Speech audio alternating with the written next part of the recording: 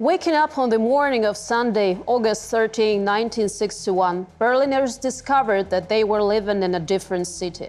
It turned out to be divided into two parts: concrete barriers, sharp spikes, electrified barbed wire. The wall ran through the entire city: streets, squares, playgrounds, and even parks. Relatives, spouses, parents, and children found themselves on different sides. The wall stood for 29 years, and throughout that time, Berliners would strive to overcome it. And for nearly 250 brave individuals, this attempt would cost them their lives.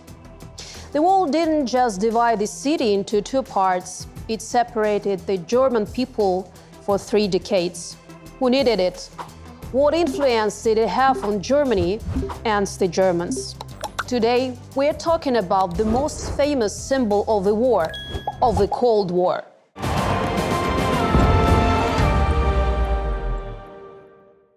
Two days after the construction of the Berlin Wall began, Conrad Schumann, a 20-year-old soldier in the East German army, was sent to guard one of the sections where the work was taking place. At the particular spots, there was no wall yet, only wire barriers. Schumann was nervous, looking around anxiously, shifting from one foot to another. Germans from the west noticed his unease and started shouting at him, "Jump over!" The young man made a sudden decision. A camera held by a random passerby captured that leap. The image became one of the symbols of the Cold War. Conrad Schumann became one of the first escapees from the wall. In March 1961, leaders of the communist parties from the Warsaw Pact countries gathered for a meeting in Moscow. It was the first time they discussed the topic of the closing the border between East and West Berlin. Walter Ulbricht, the leader of the East Germany, GDR, said at the time, "We must seal off all the gaps that lead to West Berlin." 5 months later, the construction of the Berlin Wall would begin.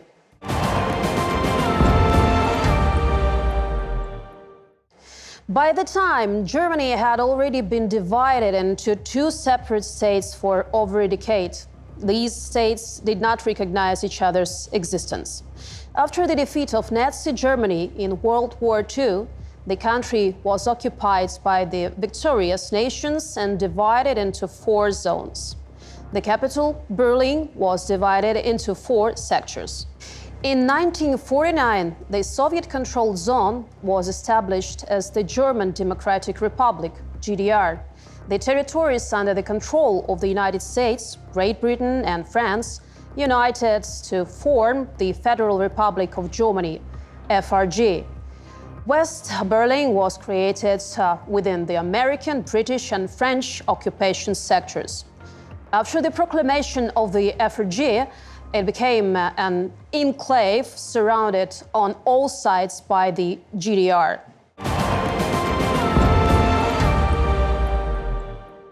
After the formation of the new German states, the border between the western and eastern parts of the Berlin remained relatively open. There existed a dividing line 45 kilometers long.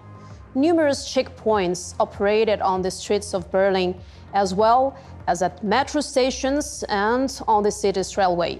Additionally, in the vast city, there were hundreds of illegal border crossing routes. Every day, for various reasons, between 300,000 to 500,000 people crossed the border between both parts of the city.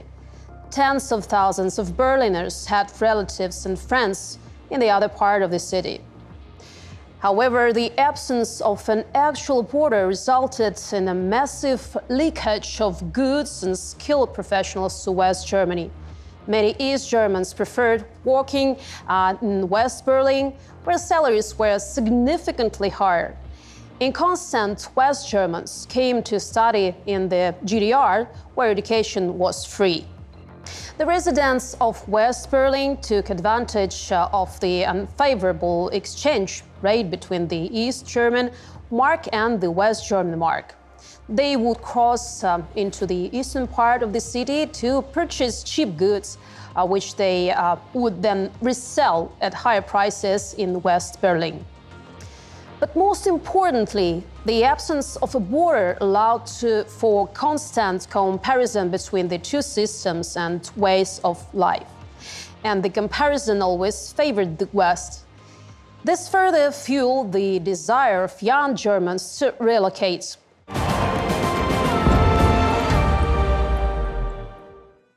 Prior to the division of Berlin, there had been a worsened political situation surrounding the city for several years. Both military blocs, NATO and the Warsaw Pact, reaffirmed the irreconcilability of their positions regarding Germany.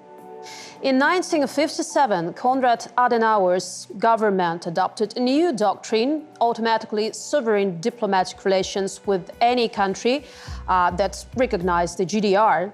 In turn, the authorities of GDR claimed sovereignty over West Berlin the following years, reasoning that it was located within the territory of the GDR. In August 1960, the GDR government imposed restrictions on visits by citizens of Western Germany to East Berlin. In response, West Germany withdrew from the trade agreement between two countries. The GDR interpreted this as an economic war. Leaders of the Eastern Bloc continued to demand the neutralization and demilitarization of Berlin. In response, Western leaders declared their guarantee of the presence of their armed forces in West Berlin. Both blocs increased their military forces and intensified propaganda against each other. The situation escalated in the summer of 1961. The head of the GDR, Walter Ulbricht, pursued a harsh economic course, increasing production norms. In line with Soviet traditions, he aimed to catch up with surpass the FRG. As a result, in just the first half of 1961, 30,000 people left the country, mainly young and skilled professionals. The GDR authorities were outraged, accusing the FRG of human trafficking and poaching talent.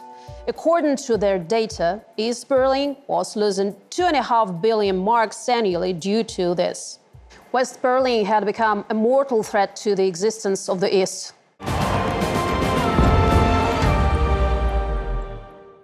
East Germany had no intention of reconciling with the loss of economically active population or allowing its citizens the opportunity to live differently. The decision was made to close the border. Building a physical barrier between the two parts of the city seemed to the socialist leaders as the only way out of the crisis. The implementation of the project began on the nights of August 13, 1961. At 1 o'clock in the morning, Soviet troops were deployed to the border between West and East Berlin. They blocked all the areas within the city limits. In the morning, residents of East Berlin who wished to cross into the West were unable to do so, as they were not allowed by military patrols. 2 days later, the entire West Zone was surrounded by barbed wire, and the construction of the wall began. Berlin metro lines and the city's commuter train services were closed off. One of the busiest subway stations in present-day Berlin, Stadtmitte, translates to city center. For nearly 30 years, it was a symbolic station along with the 16 other stations of the Berlin U-Bahn.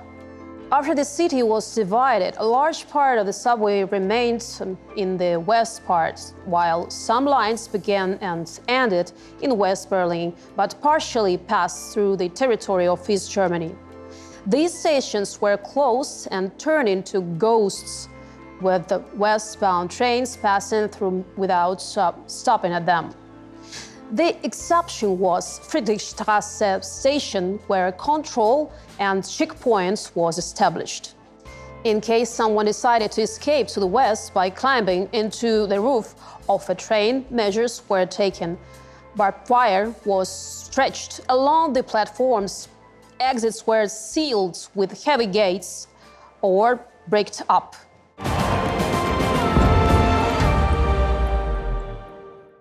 Many people living in houses adjacent to the wall were evicted.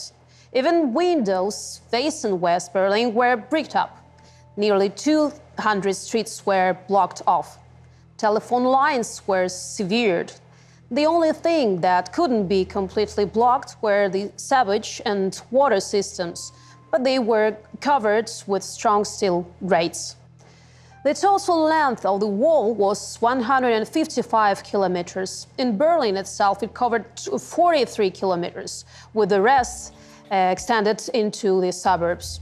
Those who have never seen the wall imagine it as an endless concrete fence with barbed wire on top. In reality, the wall was a complex engineering and fortification structure. It consisted of concrete segments measuring 3.5 meters in height, topped with cylindrical barriers. However, what made it impassable were not just the fences themselves, but the space between them, patrolled by East German border guards. It featured anti-tank obstacles, controlled tracks, and electrified barbed wire. This space became known as the Death Strip. It seemed impossible for even a mouse to get through.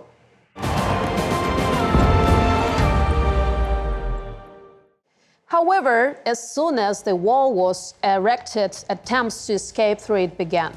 The residents of East Germany were determined not to accept it and tried to find a better life in the neighboring German Republic. From the escape of Conrad Schumann until the fall of the Berlin Wall, thousands of people managed to cross it. They risked not only their freedom, but also their lives. The orders given to the East German border guards were to shoot, to kill anyone attempting to escape the West. The first victim of the Berlin Wall was a woman. 10 days after construction began, she jumped out of a window in an East German house and died. 2 days later, the first citizen of East Germany attempting to escape to the West was shot and killed. Different sources report different numbers of deaths in attempted wall crossing. Documented evidence confirms that the death of approximately 150 people. A bricklayer from East Berlin, Peter Fichter, became a symbol of the struggle for freedom. He was wounded by border guards while attempting to climb over the wall near checkpoint Charlie. This happened 10 months later. The wall's construction began. For about an hour, the young man bled to death until he was taken away by the border guards.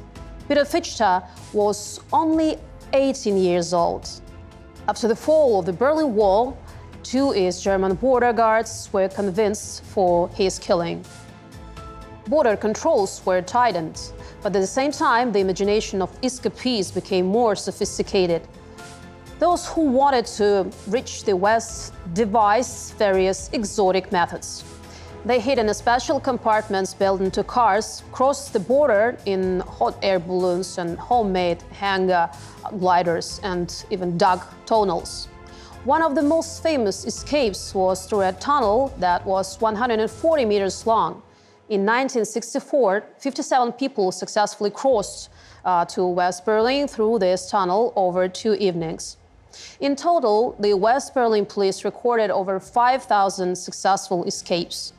There was a special provision in the GDR criminal code for the illegal attempt to cross the Berlin Wall, carrying a penalty of up to 10 years of imprisonment. However, there were also those who managed to overcome the wall from the West Berlin to East Berlin. They were called wall jumpers. Why jumpers? Because escaping from West Berlin to East Berlin was much easier. The border strip was not guarded, and it was enough to place a ladder against the wall and jump over to the other side. East German border guards didn't use firearms against them. After the conclusion of the four-power agreement on the Berlin in 1971, escapes to the east lost their significance. Now residents of the West Berlin could freely enter East Berlin.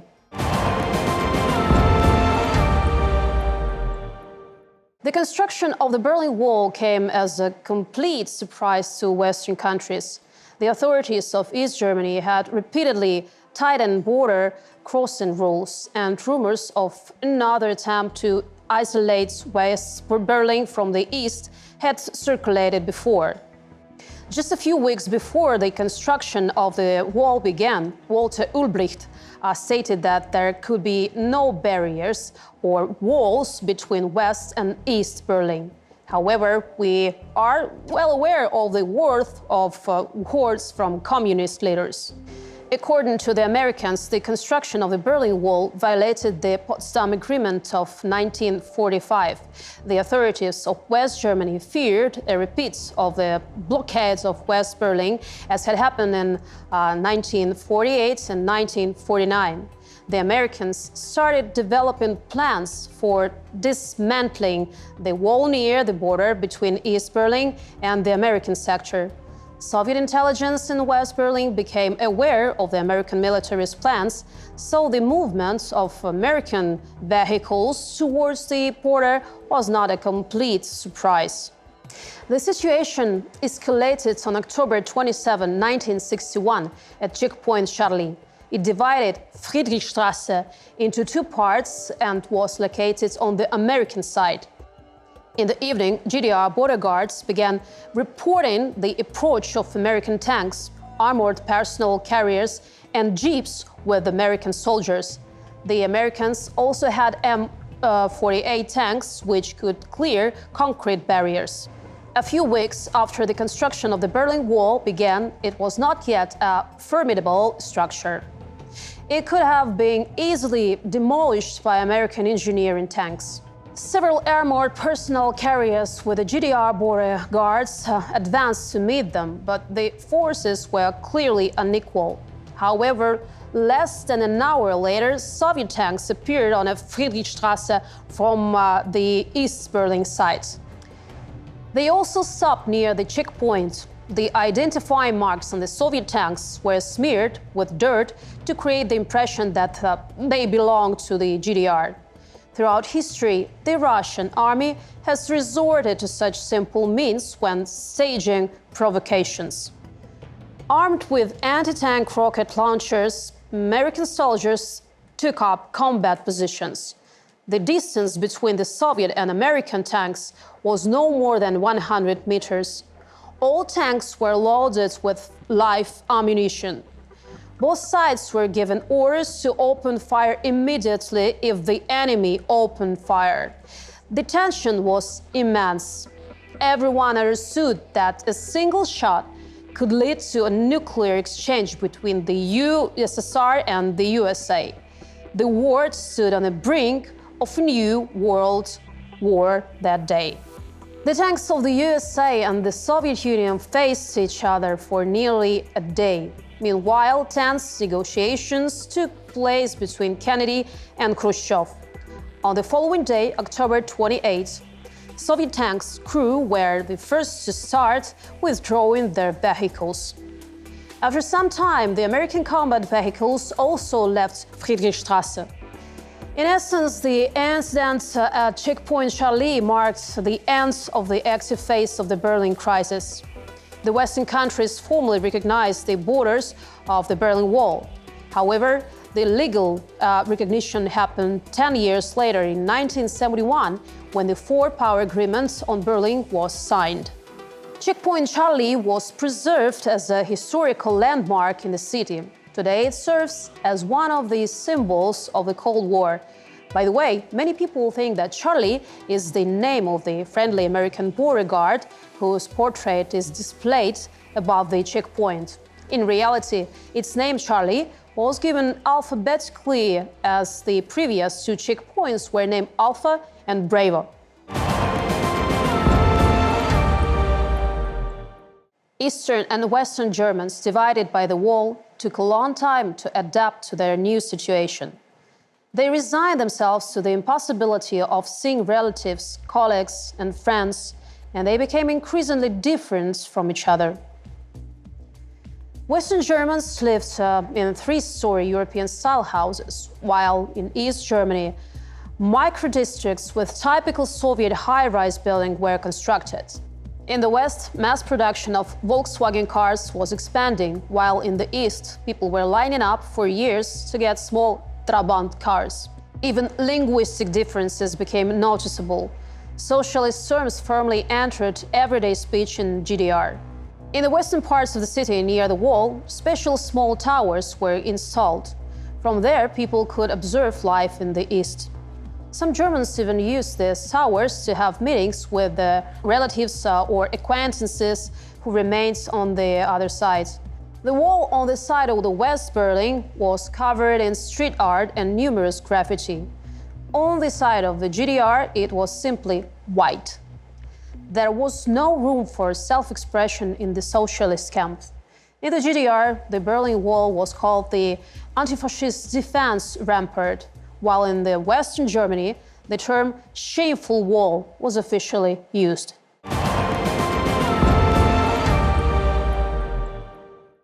On the 20th anniversary of the establishment of the GDR on October 7, 1969, in West Berlin there was a concert by the Rolling Stones. Their music could be heard even at the Brandenburg Gate. Hundreds of young East Berliners rushed towards the gate to listen to the concert. The authorities saw this as a provocation and dispersed and beat the people, arresting some of them. Almost 20 years later, in June 1987, near the Reichstag, there was a concert by David Bowie. It was just a few hundred meters away from the wall and East Berlin. The speakers were set facing the GDR. Thousands of East Berliners came to listen to the chameleon of rock music. They sat by the wall and some even climbed onto it. No one arrested them anymore.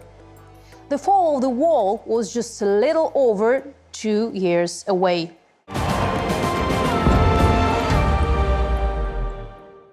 In June 1987, US President Ronald Reagan visited West Berlin, and during his speech at Pariser Platz, in front of the Brandenburg Gate, he said his famous words addressed to Mikhail Gorbachev: "Mr. Gorbachev, tear down this wall."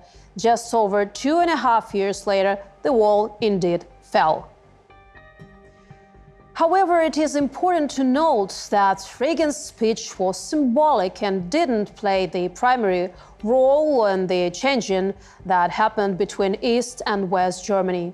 The revolutions that swept through the socialist countries of Eastern Europe in 1989 had a far greater influence. Soon after the beginning of perestroika, socialist regimes in Poland, Hungary, Czechoslovakia, Bulgaria, and Romania collapsed. These countries made a step on a path towards market economy and democracy, opening their borders. In August 1989, the authorities of Hungary and Austria decided to hold the European picnic. The border on the old Bratislava road was symbolically opened for 3 hours, highlighting the aspiration to eliminate borders in Europe. Although there were agreements between Hungary and East Germany that citizens of the German Democratic Republic should not be allowed through the newly opened border, Hungarian border guards did not hinder them. More than 600 citizens of the German Democratic Republic seized this opportunity and fled through Austria to West Germany.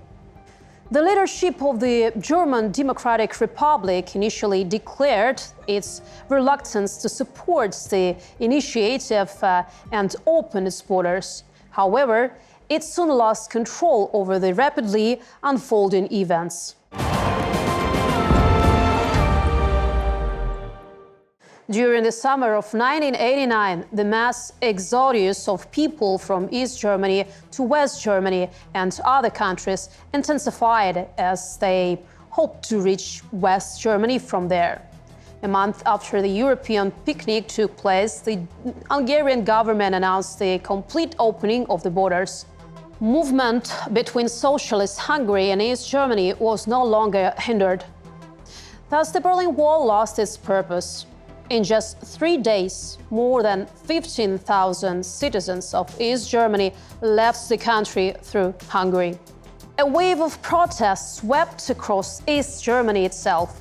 People demanded the democratization of society, a change in political leadership, the demolition of the Berlin Wall, and the reunification of the German people within one state. As a result, the leadership of the ruling Socialist Unity Party of Germany stepped down. On November 4, 1989, a demonstration took place in East Berlin. It became the largest in the history of East Germany, gathering up to 1 million people. They demanded the preservation of freedom of speech and freedom of assembly. On the evening of November 9th, East German television broadcast a press conference by one of the leaders of ruling party, Günther Schabowski. He read out new regulations regarding the free movement across borders. When a journalist asked when these regulations would take effect, Schabowski unexpectedly replied, "Immediately." It was likely an improvisation, but the news spread instantly around the world.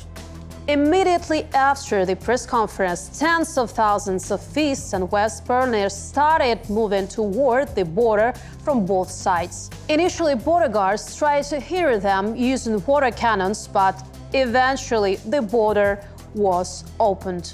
Crowds of people jumped over checkpoints, climbed the wall. Spontaneous dismantling began. The atmosphere resembled a popular celebration. Relatives who had not seen each other for many years embraced and wept. Collectors rushed to collect bricks and fragments of the Berlin Wall. Teenagers and street artists finally had the opportunity to approach the wall from the east side. Afterwards, it started to resemble its reverse side with numerous drawings and graffiti. Over the next 3 days, 3 million people visited West Berlin. The broken graffiti-covered wall stood as a symbol of the recent past.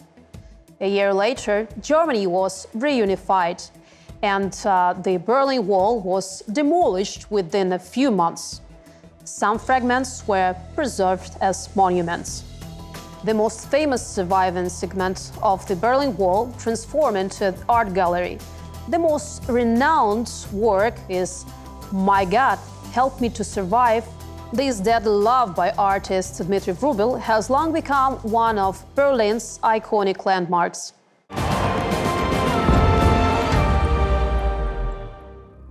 Indeed, the Berlin Wall is the most famous, but not the only example of dividing nations and territories. Since 1953, the Korean peninsula has been divided into North and South Korea. The conflict led to the creation of the heavily fortified demilitarized zone.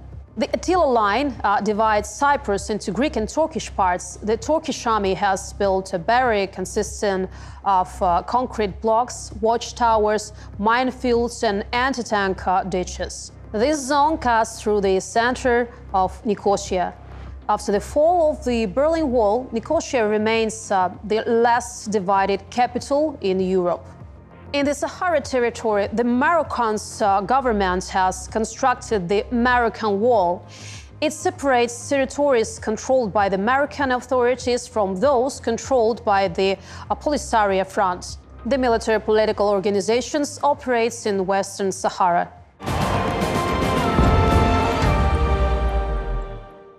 Indeed, many historians and experts believe that the wall of the Berlin Wall marked the end of the Cold War. The wall was not just a geographical barrier, it became an example of the negative consequences of dividing a united people. The Berlin Wall separated families, tore friends apart, fractured mentalities and cultures, and left deep scars in the collective memory. However, the wall also became a testament to the infinite human desire for freedom, freedom of thought, speech, choice, and movement. Thousands attempted to overcome the Berlin Wall, and many succeeded. The history of the wall will always serve as a reminder that people strive for freedom and unity. To be continued.